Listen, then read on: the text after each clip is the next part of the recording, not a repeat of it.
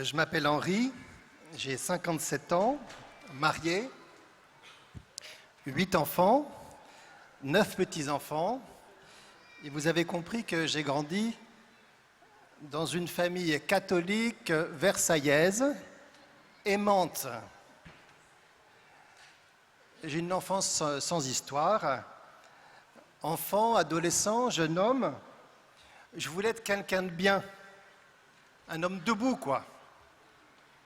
Je voulais progresser dans la sainteté, mais l'expérience concrète de mes insuffisances, les chutes répétées m'ont petit à petit découragé.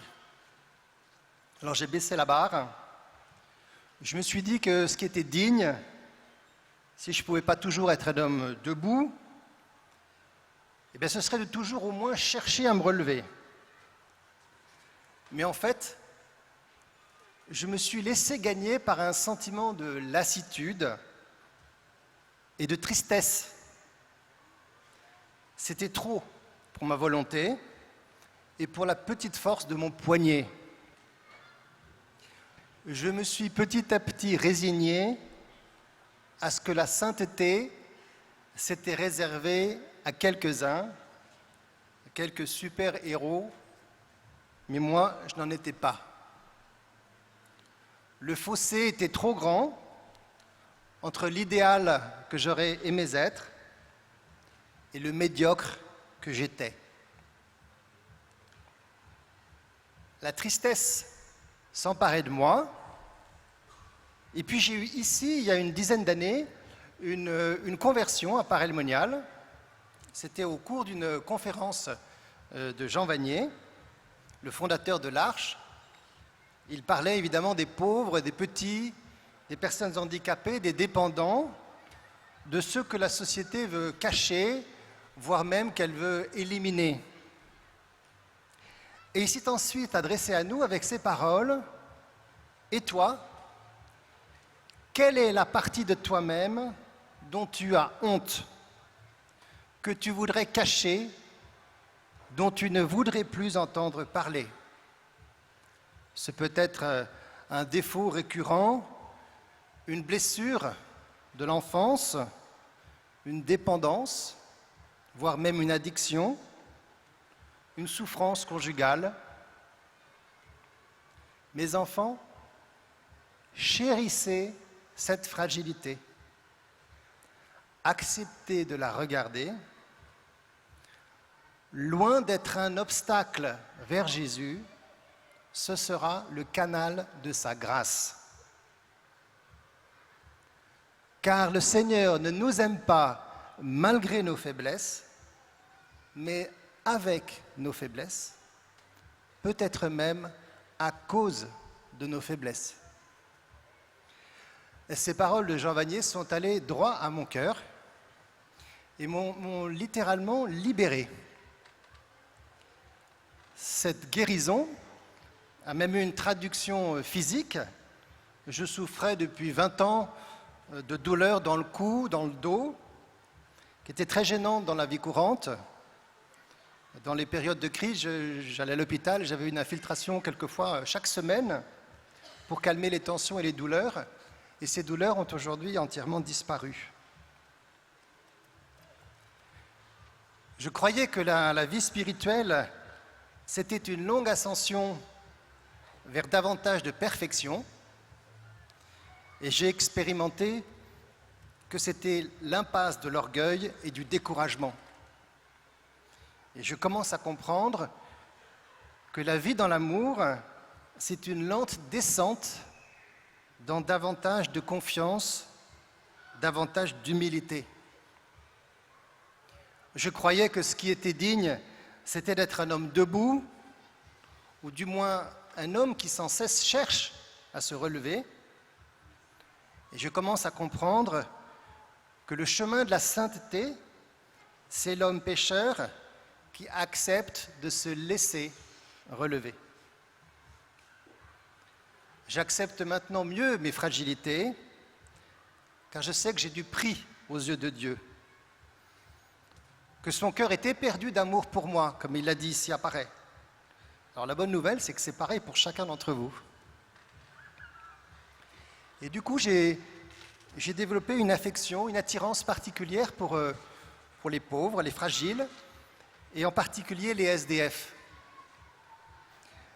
Alors j'ai toujours une relation inconfortable avec les SDF parce que lorsque je ne donne pas à une main tendue, je me sens un cœur de pierre, et lorsque je donne, je me sens un pigeon. Et un jour, dans l'adoration, j'ai compris que ces deux attitudes étaient évidemment fausses, et que peut-être je pouvais déplacer le sujet non pas sur le terrain de l'argent, mais leur donner du temps et de l'affection. Alors comme j'ai 8 enfants, j'ai appris sur mes chères têtes blondes à couper les cheveux. Un jour, je me suis proposé dans une association dans ma ville qui fait l'accueil de jour pour être coiffeur pour les SDF. Et donc tous les samedis matins, depuis un peu moins de 10 ans, je coiffe les SDF de ma commune. Alors femmes et hommes. Alors pour les femmes,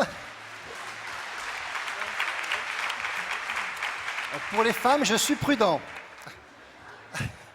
J'ai une spécialité, j'en ai qu'une seule, le carré court et la nuque bien dégagée. Alors ça va à quelques-uns, mais pas à tout le monde. Mais j'ai une petite cliente, ça lui va à ravir. Pour les garçons, pour les hommes, alors je fais tout.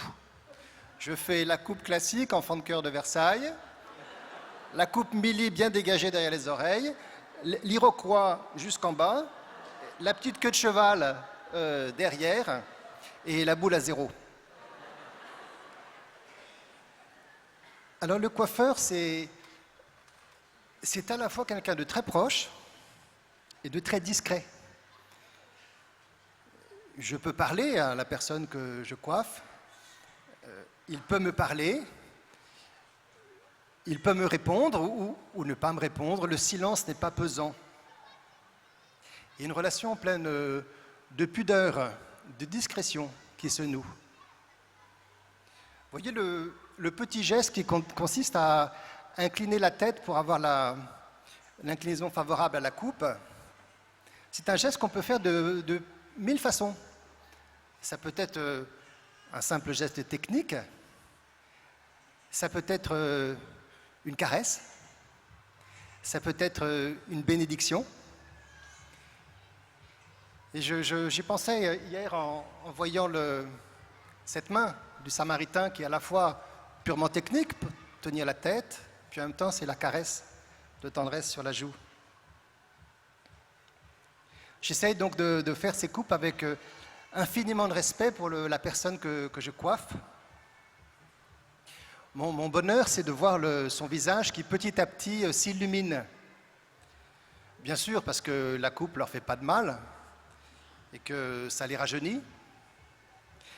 Mais surtout, je pense que c'est parce qu'ils comprennent que je fais cela gratuitement, parce que je suis bien avec eux. Je suis bien avec lui. Comme dirait L'Oréal, parce que je le vaux bien, parce qu'il le vaut bien. Donc je vois alors tout doucement cette personne cabossée par la vie, qui se redresse et qui retrouve une vraie dignité de personne. Alors je fais le parallèle entre cette personne et moi-même.